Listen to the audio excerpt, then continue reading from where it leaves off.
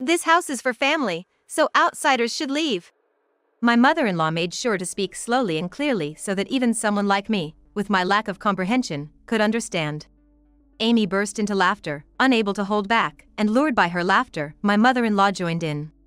The moment my father passed away, my in-laws wasted no time in coming to take over our luxury apartment. Amidst their laughter, I alone hung my head low. I could feel my shoulders shaking. Perhaps feeling pity for my miserable state, Ken spoke to me gently. "Come on, don't be so down. You've done your part for your dad. You have no regrets left, right? Now, it's my turn to do my part for our parents." I held back my emotions with all my might, my shoulders heaving. But I couldn't take it anymore. Suddenly lifting my head, I burst out laughing so hard that I had to clutch my stomach. I wiped away a tear from the corner of my eye. Their arrogant assumption that they had done me a favor was revolting. Thinking of how they had been laughing behind my back while deceiving me and my father made my blood boil. I'm going to ruin their joyous plans. My name is Kathy Johnson, 53 years old. My only daughter, Emily, graduated from college this year and found a good job. With her growing up and leaving home, I felt a weight lifted off my shoulders. I thought I would feel at ease, but it seems I'm still not ready to let go, always worrying about Emily living alone in the city. It's been 6 months since she started her job and she hasn't come home even once. I wonder if Emily is eating properly. I let out my concern inadvertently while having dinner with my husband. Eating Emily's favorite beef and potatoes. Her face came to my mind as we ate. She's new at her job, so I get that she's busy. But I wish I could cook her a nutritious meal. Across the table was my husband, Ken. But Ken didn't even look at me. He ate, with his eyes glued to the smartphone in his left hand. Not focusing on his meal, spilling gravy all over the table and chewing loudly. "Hey, Ken?" As always, Ken didn't respond. My concerns, turned into a soliloquy, were pushed back into my heart. When was the last time Ken and I had a proper conversation? I never imagined our marriage would turn into one with so little communication. I met Ken 23 years ago. When I was nearing 30, a friend introduced me to him. He was well educated and had a good job at a major company. I was nervous, but his kind and confident smile stole my heart instantly. Our relationship began. Every date was like something out of a magazine, with stylish cafes and beautiful nighttime views. He always planned everything perfectly. I've always been work-oriented and never really had any romantic relationships. But meeting you, Kathy, makes me feel like I've been single just to find you. I know you're my destiny. Even cheesy lines like that sounded good coming from him with his handsome features. He was like a prince, always expressing his love for me. But I was no princess. I was just an average office worker. I started to feel insecure, wondering if we were really a good match. While grappling with such worries, I received an unexpected proposal from Ken. We had only been seeing each other for 2 months. Although I should have been jumping for joy, I couldn't muster a yes. Taking a leap of faith, I voiced my anxieties. He held me tight and whispered into my ear. "You don't need any extra feelings for marriage. I just want you, Kathy." And so, we got married. I felt as though I'd become the happiest woman in the world. That feeling lasted until the morning after the wedding, when we began our life as a married couple. "Hey, Kathy. Are you telling me to eat this?" Laying out breakfast, Ken's face darkened. I had no clue why he looked so displeased. On our first morning living together, I'd gone all out on the meal. I served bacon, salad, scrambled eggs, toast, and such for breakfast. All I want in the morning is coffee and toast. How do you expect me to read the newspaper if I can't eat with one hand? Ah, I get it now. You like to start your day with a leisurely, inefficient meal. Ha, figures. This wasn't the Ken who had exchanged vows with me just the day before. Staring at my speechless, shocked face, he leaned in. "I like that dumbfounded look on you." He smiled faintly, seemingly content. Then left the house without touching his breakfast. All I could do was stand still, staring at the untouched food. I had taken the day off, planning to tidy up our new home. But after this morning's blow, both my body and mind refused to cooperate. Around 9 a.m., the doorbell rang. The moment I opened the door, my mother-in-law and sister-in-law, Amy, entered without even greeting me. "Ah, Kathy." I heard you tried to butter Ken up with that breakfast this morning. Too bad. Ken isn't some simpleton who'll bend to your will if you feed him. My mother-in-law declared breathlessly. Ken had his usual bread at home before heading to work. How pitiable, considering you're newlyweds. Amy sneered with glee. Apparently, Ken had visited his family home before work this morning. I felt humiliated, having our little misunderstanding laid bare to his family. Amy glanced around the room and let out an exaggerated sigh. Look, Mom. There are still moving boxes in the corner. Kathy really is messy. I was just cleaning that up. I tried to defend myself, but my mother-in-law shut me down. No excuses. It's funny how a woman like you, a mere office worker, is all talk. From the start, you and Ken were mismatched. We took you in, so show some gratitude. She heavily sat on a chair. Come on, make some tea. You should know to serve without being told. I hurriedly made tea and offered it to them. After a sip, she chuckled. Heh, it's bland. Can't believe someone who used to serve tea at an office can't even make a decent cup. She and Amy noisily sipped on their hot tea. I wonder if Ken is really okay with someone like her. Well, she's probably just right for him as a wife. For some reason, Ken seems to like Kathy.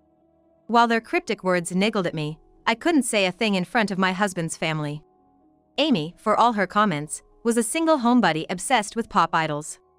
She just recently quit her part-time job at a supermarket. She had no place judging me. But my dream of a sweet honeymoon period was shattered.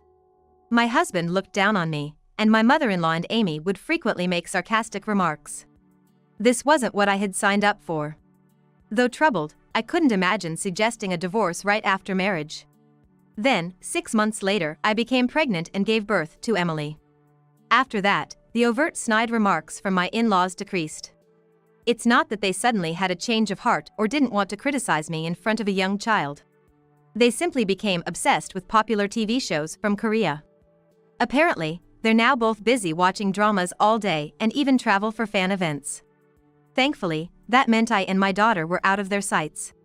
While I wished Emily could experience more love from her grandmother, the distance helped maintain some semblance of peace in our household. As for Ken, he seemed satisfied as long as I understood his routine and supported him devotedly. Time flew, and before I realized it, we had been married for 23 years. While it hasn't been the happiest journey, we led a life without significant upheavals. I thought our days would just pass by quietly, without any major events. However, an unbelievable statement came from Ken's mouth. Should we move in together?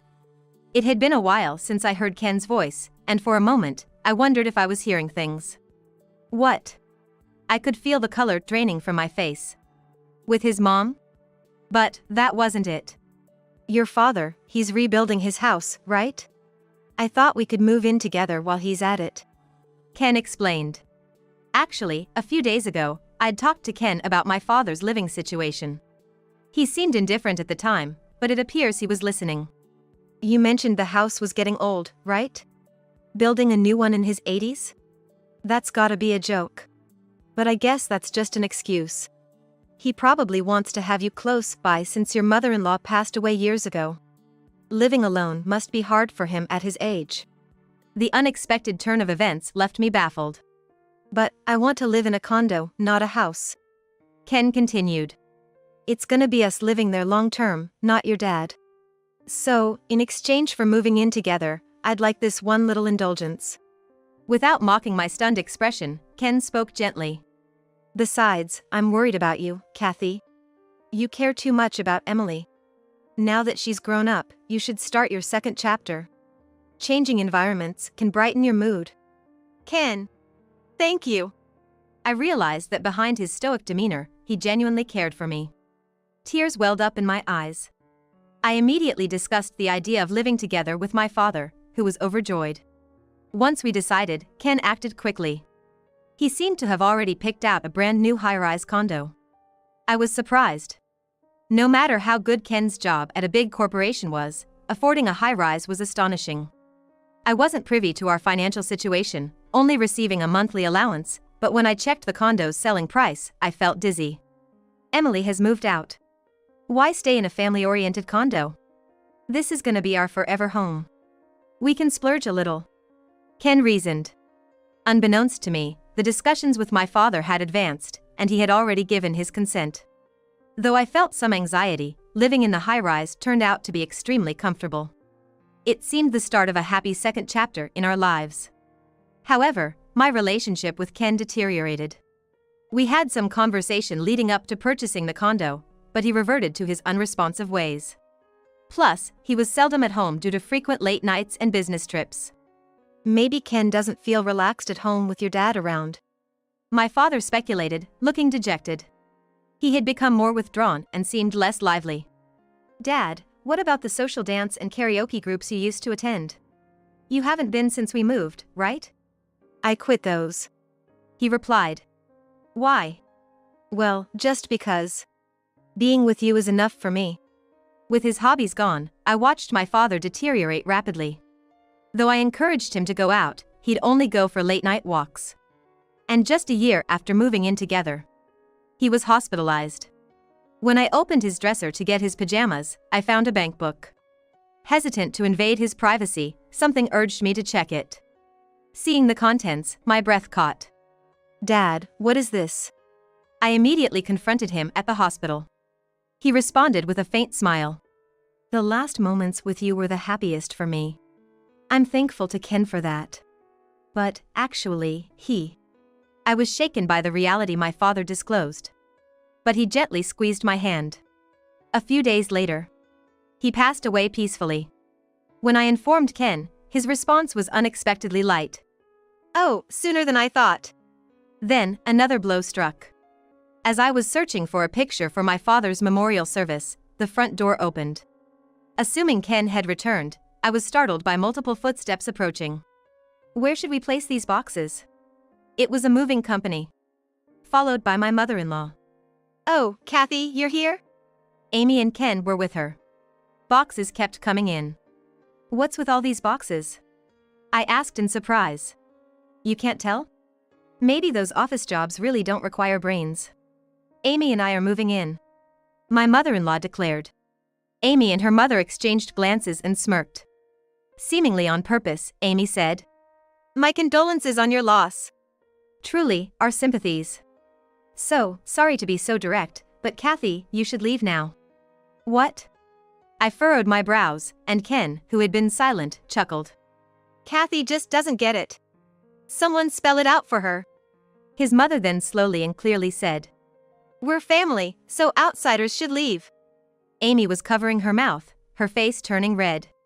Trying not to laugh. Unable to hold it in any longer, she burst into laughter, and her mother joined in. Now that the bothersome old man is gone, this house belongs to us. Amid their laughter, I was the only one looking down. Shaking. Seeing my misery, Ken gently said, Hey, don't be so down. You've done your part for your father. Nothing left to regret. Now it's my turn to do mine. Maybe you can go to Emily's place. Though, who knows if she'll take you in. Tears welled up, but I held them back. However, I couldn't take it anymore. And burst into laughter. I wiped away a tear from the corner of my eye with my finger. Please, make yourselves at home. Ken and his family looked shocked. Has she gone crazy? Gross. Ignoring their disgusted faces, I left the house. How dare they talk about doing a favor? When I think about how they were laughing behind our backs, I boil with anger. I will ruin their plan, which was to celebrate my father's absence. For now, I left them be and finished the funeral without any issues. Of course, without his in-laws. After my father's send-off, my revenge began. I stayed in a business hotel for a while. And on the following Sunday, I headed straight to that condo. With my keys, I opened the door and let in a group of movers. Relaxed in her stretched-out pajamas, Amy screamed in surprise. Ken and his mother looked up, puzzled. The movers, professionally, started packing everything into boxes. Sorry to disturb you, I'm here to pick up my things. His mother was about to nod in agreement, but then snapped. How rude of you to come without notice! Didn't you guys move in without telling me? Amy and her mother, furious. Ken was the first to realize something was off. Hey, don't touch our stuff! Ken yelled at the movers, who were diligently doing their job. Not only were they packing my stuff, but they had also begun packing the furniture and appliances. Seeing the mover's momentary confusion and pause, I urged him to continue. Sorry, please don't mind. These are my things, so please take them to my new place. And, could you move those other items to the storage unit? Both parties nodded and proceeded to clear out everything from the house. What the heck are you doing? The real question is, what were you guys thinking? Amid the hustle and bustle of the moving company, a man in a suit appeared. He's from the real estate agency. He's here for an appraisal today. Appraisal. Ken was so bewildered he couldn't even accept the business card the man was offering. Oh, don't you get it? Maybe you're not that bright, Ken. I'm gonna sell this condo. Ken, his mother, and Amy all stared in shock. Their dumbfounded expressions made me want to burst out laughing. Why are you all so surprised? This was my dad's place. He bought it. You guys have no rights here. In contrast to my calm demeanor, his mother clung to Ken, asking, What's this all about? Didn't you just have Kathy's dad pay the down payment for the condo? It seemed that they conveniently told her that my dad had only chipped in a little bit. Instead of the silent Ken, I explained. I thought Ken was kind, suggesting we live together with my dad. But no, you were after my dad's money. Without my knowledge, Ken had persuaded my dad to buy the condo. That was the condition for living together. He had depleted all of my dad's savings to buy the condo. So, what? It's better for an old man nearing his end to buy a condo for us than to waste money building a house. It's the right use of money. Kathy was able to show her gratitude to her dad, so don't complain. Yes, I'm thankful I got to spend the end with him. There you go. The smug look on Ken's face was infuriating. Thinking of my dad's bankbook tightened my chest. First, it was emptied for the condo purchase.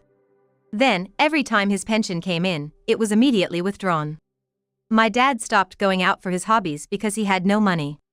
You even took his pension as your living expenses, Ken. How greedy can you be? Ken had treated my father like an ATM. Unable to meet my direct gaze, he looked away. But now, I'm glad my dad bought this place. Being his only daughter, I inherited it and can sell it off. If you had contributed even $10,000 to it and co-owned it, things would have been complicated. And, what was it? Strangers, get out? Don't make me laugh. The ones leaving are you guys. Trying to defend her defeated son, his mother chimed in. All right. We're sorry. Our son's at fault. Are you satisfied now? Sorry for using the money from your beloved father. But he's gone. Why should Ken be blamed for a man who's no longer here? Kathy, you're so persistent. Amy, seeing the situation wasn't in their favor, tried to sweet-talk me. Huh? Who said we're strangers? Maybe it's your misunderstanding? Stop the weird jokes. We're family. We came because we were worried you'd be lonely without your dad. Let's live happily together, okay? After trying to throw me out, they now claim we're family. I wasn't even mad, just astounded. What do you think, Ken? Am I a stranger to you? Want a divorce? Ken replied in a feeble voice. No, I'd never want a divorce. I love only you, Kathy. It's mean to talk about selling the house. The Ken who once looked down on me was nowhere to be found. Seeing him so timid and pitiful, I wondered why I had been so considerate of him. You saying you love me? That's a laugh. You just want to keep me around now that I've inherited the house. No, I truly love you, Kathy. Stop it. Makes me sick. You're cheating on me, and you have the nerve? Then, I slammed down several photos on the table. Pictures of Ken getting cozy with another woman and entering a hotel together. He couldn't deny it. How did you get these? In his panic, Ken crumpled the photos. My dad gave these to me. That old coot did. Seems like my dad had his doubts about you since you hardly came home and kept asking for money. I was surprised, always trusting you. Guess I became numb to your odd behavior over the years. I don't know how long you've been cheating, but it means the time I spent with you was wasted. That hurts. My dad, unskilled with his cell phone camera, had taken several shots of Ken's infidelity. While debating whether or not to tell me, under the guise of evening walks, he had collected all the evidence. And right before he passed, he finally spilled the beans about this and the financial issues. we should get a divorce. But, Kathy! I cut off Ken's words. You think you have a say? He gritted his teeth in frustration. His mother clung to his arm, whispering sharply. This isn't what we discussed. We thought Kathy, being a maid, would just listen to us. I realized, from her words, I was just chosen as a wife because I'd be a good housemaid. That's why their attitudes turned cold after marriage. Upon realizing my dad had more money than expected, they took advantage of him too. A maid should just nod and obey her husband. What's with this rebellious attitude? You used to be so timid. Now, with a bit of age, you think you're smart? This is marital fraud. Ken was deceived. His mother cried on Ken's chest. Even though revealing more would crush his already devastated mother, I couldn't stay silent. You keep calling me a tea-serving maid, but what era are you living in? Maybe decades ago, but now it's the 2020s. If you keep using such outdated terms, you're just broadcasting how out of touch you are. Quite embarrassing. You cheeky woman! His mother still had some bark left in her. For some reason, Ken shouted with tears in his eyes. Yeah, you'd be nothing without me. He trembled slightly, resembling a chihuahua picking a fight. Ken, you know I work too, right? Rents for family apartments were high and there were expenses for Emily's education. Maybe back then, I couldn't live comfortably on my salary alone. But... A tear slid down Ken's cheek. Not paying any mind, I continued. I earn enough for my own living expenses now. Balancing work and raising a child was tough, but I'm glad I continued working. Thank you, Ken, for the time we had. Goodbye. His mother glared at me as if I were a demon. Amy shouted, letting out her true feelings. A wife shouldn't have thoughts, rights, or money. It's perfect if she's just a bit dull. The cries of Ken's mother echoed in the now empty room. Amy collapsed on the spot, while Ken just looked up to the heavens. Though there were some struggles afterwards, the sale of the house and the divorce from Ken eventually went through. When I demanded a division of property, Ken reluctantly confessed. Please, go easy on me. I hardly have any savings. He not only squandered his money but, in fact, his salary was pretty low to begin with. I doubted it because Ken, with his impressive education, worked for a major company, so it didn't make sense. But in reality, even past the age of 50, he didn't hold any significant position and wasn't entrusted with any major tasks, so he didn't have to work overtime. His take-home pay was barely different from the fresh-out-of-college youngsters. Of course, all those times he claimed he was working late or on business trips were lies. He was cheating. No wonder he looked so pitiful when I talked about work and money. I couldn't help but laugh thinking that maybe Ken, in this modern age, was just doing menial tasks like fetching coffee and making copies at his prestigious company. Just 3 months after the divorce, Ken approached me wanting to get back together, which shocked me. Kathy, can we start over? Ken, who was always so proud of working for a big company, apparently had to move into a cheap 2-bedroom apartment with his mother and Amy after the divorce. His mother and Amy, who were hoping to leech off high-earning Ken, were astounded to discover his meager earnings. They had frequent arguments in their thin-walled apartment and eventually, Ken left them behind. Apparently, he even quit his job because he felt unappreciated. After having his pride severely damaged, Ken tried to start a second life with his mistress, but as an unemployed, penniless older guy. He was quickly dumped and found himself returning to me. It's astounding how Ken doesn't understand his own position. There was never a future for Ken and his mistress from the start. Why would I ever give us another shot? I firmly declined. A downcast Ken left quietly, but he soon caused more trouble. I'm broke. Can you help? Or, lend me some money, please? His mother and Amy came begging. It seems Ken, with nowhere else to go, returned to them. And now, he's arrogantly flaunting around, saying I'm an elite, and spending his nights out, burning through cash. Their debts soared quickly, but Ken didn't care. His mother and Amy, who weren't used to work, had to start part-time jobs, but it was like a drop in the bucket. I can't lend money to strangers. I turned them away, of course. If they were a normal family, I might have considered helping them in their time of need. But they were the ones who cast me aside as a stranger. I had played the part of the perfect wife for too long. Now divorced, living a life where I don't have to cater to anyone is liberating. And since I live alone in a small apartment, Emily often visits, so I don't feel lonely. She seems happier now, without her arrogant father and downcast mother around. Mom, you've changed. Really? Maybe your grandpa was watching over me, and that gave me the courage to change. Handing over some freshly made beef and potato stew to Emily, her eyes lit up. Yes! I love your beef and potato stew. Taking a bite, Emily looked blissful. It's wonderful to have someone who truly values you. It brings so much vitality to life. I want to change even more. I want to become strong enough to protect the people I care about, especially Emily. Don't worry, I won't change the taste of the beef and potato stew. I murmured, and Emily tilted her head curiously. I hope these peaceful moments last forever.